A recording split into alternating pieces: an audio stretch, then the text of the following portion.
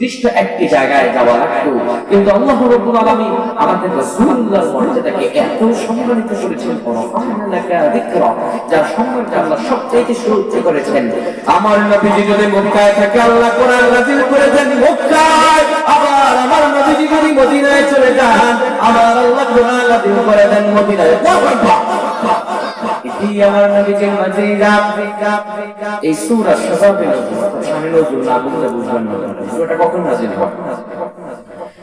যখন হুদায়বিয়া সন্ধি হচ্ছিল, গোটা ছোট্ট একটি মুসলমান রাষ্ট্র মদিনায়, গোটা কাফের মুশরিকরা তদানীন্তনকালে এই মুসলমান রাষ্ট্রটিকে ঘিরে চক্রান্ত শুরু করেছে এবং তাদের সঙ্গে শত্রুতা শুরু করেছে যে মুসলমান কোন রাষ্ট্র এবং মুসলমানদেরকে বাঁচিয়ে রাখা হবে। এই চিন্তা চেতনার কাজ যখন করছে তখন আল্লাহ রাব্বুল আলামিন এই সূরাতুল হাদীদ নাযিল করেন। এই সূরা হাদীদের 4টি আয়াত নিয়ে আমরা আজকে আলোচনা করব ইনশাআল্লাহ। আল্লাহ যেন আমাকে বলার মতো তৌফিক দান করেন, আমিন।